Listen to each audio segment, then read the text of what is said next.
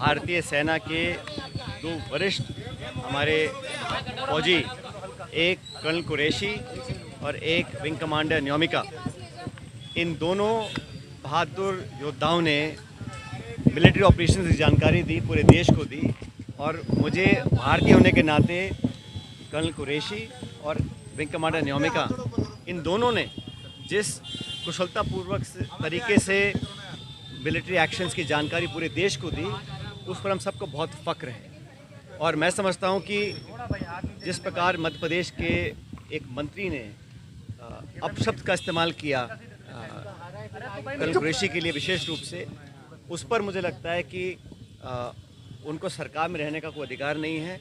और भाजपा का जो शीर्ष नेतृत्व है, उनको माफ़ी मांगनी चाहिए कि हमारे वीर कर्नल कुरैशी, जिनकी तीसरी पीढ़ी फौज में काम कर रही है, उनके प्रति जो अनादर उन्होंने दिखाया है वो बिल्कुल अस्वीकार्य है और माफ़ी मांगनी चाहिए।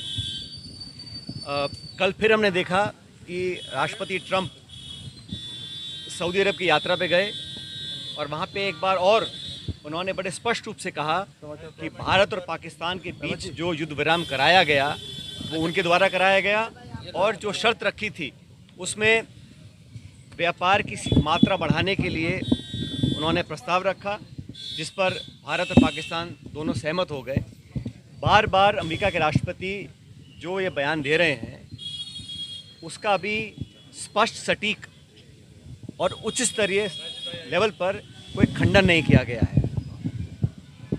एक बात और हमने देखी कि जितनी बार भी सोशल मीडिया पर राष्ट्रपति ट्रंप ने अपना पक्ष रखा है इस पूरे मुद्दे को लेकर, उन्होंने एक बार भी आतंकवादी शब्द का इस्तेमाल नहीं किया, उन्होंने टेररिज्म का इस्तेमाल नहीं किया, उन्होंने कहीं भी पाकिस्तान द्वारा दशकों से नामी गिरामी विश्व प्रसिद्ध आतंकवादियों को जो पनाह दी है और जो भारत में लगातार मुंबई से लेकर पुलवामा और पहलगाम में जो आतंकवादी हमले हुए हैं, उस पर पाकिस्तान का जो प्रूवन ट्रैक रिकॉर्ड है, उस पर एक शब्द नहीं कहा।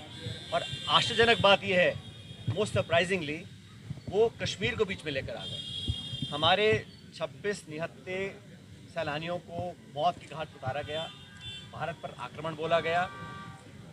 बजाय इसके कि उसकी चर्चा वो करें, उन्होंने बेवजह कश्मीर मसले को हवा देने का काम किया। जो मसला बहुत पहले सेटल हो चुका, कश्मीर का मुद्दा द्विपक्षीय है, उसका अंतर्राष्ट्रीयकरण करना ये पाकिस्तान चाहता है। लेकिन हमने स्पष्ट कह रखा है, और आप सबको याद होगा 1994 में कांग्रेस की सरकार में संसद में सर्वसम्मति से एक प्रस्ताव पारित हुआ था कि पाक अधिकृत कश्मीर वो भारत का अभिन्न हिस्सा है। आज भी जम्मू कश्मीर की विधानसभा में पीओके की जो विधानसभाएं जो खाली हैं, वो सीटें आज भी खाली पड़ी हैं। और 1994 में जो हमने प्रण लिया था, भारत ने लिया था, किसी एक दल ने नहीं लिया था, संसद ने लिया था। आज समय आ गया कि एक बार दोबारा विशेष सत्र बुलाया जाए, जो कुछ अब तक घटा उस पर एक चर्चा हो। और मैं तो मानता हूं कि 1994 का जो प्रस्ताव था कि पीओके को हमें वापस लेना है, उसको दोबारा पारित किया जाए, क्योंकि लगातार ऐसी संभावनाएं बढ़ रही हैं कि कश्मीर को इंटरनेशनलाइज किया जा रहा है।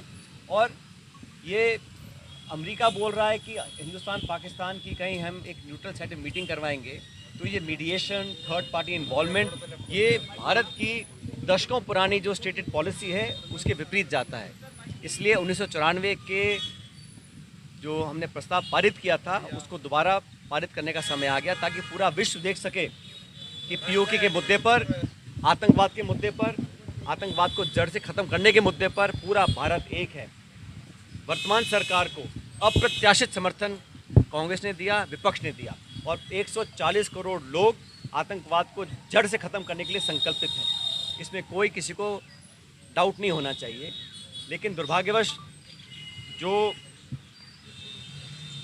घटनाक्रम हुआ, उससे बहुत सवाल उठ रहे हैं। और जिन 4 आतंकवादियों को इंडियन एजेंसीज़ ने आइडेंटिफाई किया है, जो मैंने देखा मीडिया में, उनका क्या अभी स्टेटस है, उनमें से कितनों को हमने न्यूट्रलाइज किया है या कितनों को हम पकड़ पाए हैं, इस पर भी सरकार को बात रखनी चाहिए। आतंकवाद के खिलाफ भारत की सेनाओं के शौर्य के प्रति हम सबका एक मत है। और मैं समझता हूँ जो स्ट्राइक हम लोगों ने किया, बड़ी केयरफुली किया, उसमें कोई सिविलियन कैजुअलिटी का टारगेट नहीं था, कोई मिलिट्री इंफ्रास्ट्रक्चर का टारगेट नहीं था। जो पहला स्ट्राइक हुआ 9 जगहों पर, वो बहुत प्रिसाइज था और ये दिखाता है कि भारत की सेना दुनिया में सर्वोच्च सेना है।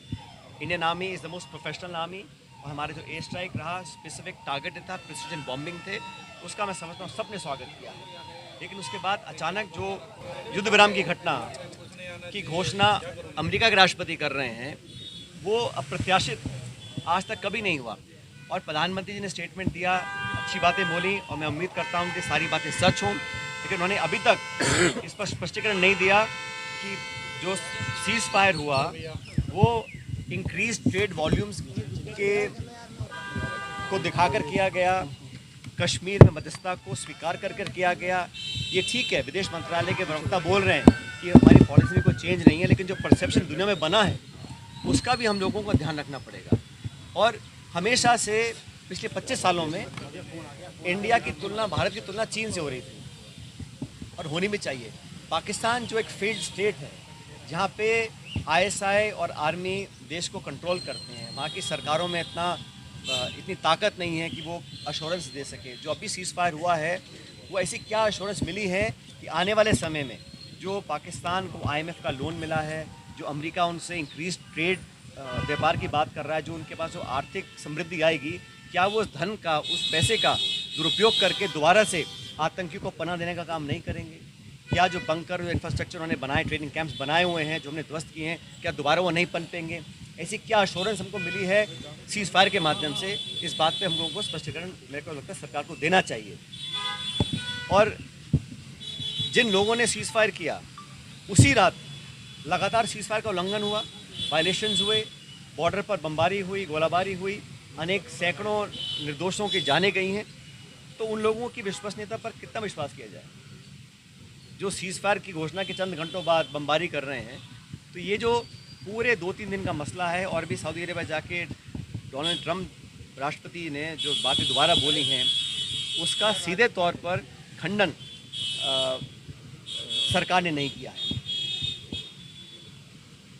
साथियों, मैं मानता हूँ कि भारत की तमाम जनता, सभी पॉलिटिकल पार्टीज़ इस बात पर सहमत हैं कि भारत ने बहुत आतंकी हमले झेल लिए, चाहे मुंबई की घटना हो, चाहे पुलवामा की हो, चाहे पहलगाम की हो। और जब पाकिस्तान बोलता है कि निष्पक्ष जांच होनी चाहिए, निष्पक्ष जांच हुई। जब पठानकोट पे हमला हुआ था, तब हमने तो पाकिस्तान की एजेंसी को इनवाइट किया था जांच करने के लिए। पाया गया कि उनके हाथ था। पाकिस्तान में जो कसब पकड़ा गया, वो पाकिस्तान के कंट्रोलर और हैंडल उनके पाकिस्तान के थे, प्रमाणित है। मुझे लगता है कि विश्व स्तर पर भी हमको प्रमाण देने चाहिए ताकि पाकिस्तान को FATA की लिस्ट में दोबारा डाला जाए। और जो टेरर फंडिंग है, अगर उनके सारे दरवाजे खोल देंगे पैसा एकत्र करने के लिए, तो वहाँ की जो सेना है, वहाँ की जो ISI है, वो संसाधन का दुरुपयोग करेगी, ऐसा मैं मानता हूँ। लेकिन अगर कोई विश्वास करने लायक बात की गई है तो उसको सरकार को बताना चाहिए। अभी हम सब चाहते हैं कि भविष्य के लिए, अभी कहा गया है कि ऑपरेशन सिंदूर अभी ऑनगोइंग है, और मैं पूरा भरोसा करता हूँ हमारी वायुसेना पर, हमारी थल सेना पर। जो भी निर्णय वो लेते हैं, जो भी कार्रवाई वो करते हैं, उसमें पूरा समर्थन उनको है। हमारे जो सैनिक हैं, उनका शौर्य, उनका बलिदान, उनकी वीरता, उसका कोई सानी नहीं है। और पूरा भारतवर्ष हमारे फौज के साथ खड़ा रहेगा। हम तो सरकार के साथ भी हैं, लेकिन सरकार ने जब तक किया है उस पर भी क्लियरली अपनी बात रख नहीं पाए। और जो ट्रंप साहब बार बार बोले जा रहे हैं और रुक नहीं रहे हैं, उन्होंने पहले कहा कि मैंने सीज़फायर करवा दिया, अब कल वो बोल रहे हैं कि मैंने इनको व्यापार का लालच देकर दोनों को समझा दिया, भारत पाकिस्तान को। तो भारत की तुलना जो पाकिस्तान से हो रही है वो कतई बिल्कुल ठीक नहीं है, क्योंकि कोई तुलना नहीं हो सकती। हम एक शांति प्रिय, लोकतांत्रिक, विकासशील, प्रगतिशील नौजवान देश हैं, जहाँ हम लोगों ने अमेरिका के साथ संधि करी और इंडो-US न्यूक्लियर डील के बाद हम लोग एक डी फैक्टो न्यूक्लियर स्टेट बने। पाकिस्तान जिसने NPT पे साइन किया है, नॉन प्रोलिफरेशन ट्रीटी, उसके बाद AQ खान और बाकी सब लोगों के माध्यम से उल्लंघन कई बार किया गया है। तो जो तुलना हो रही है आज, वो दोबारा से इंडिया पाकिस्तान की हो रही है। तो the attempt to hyphenate India and Pakistan is not a welcome step. We have always been competing economically, militarily with China. Now the attempts have been to rehyphenate India and Pakistan, which I don't think is appropriate.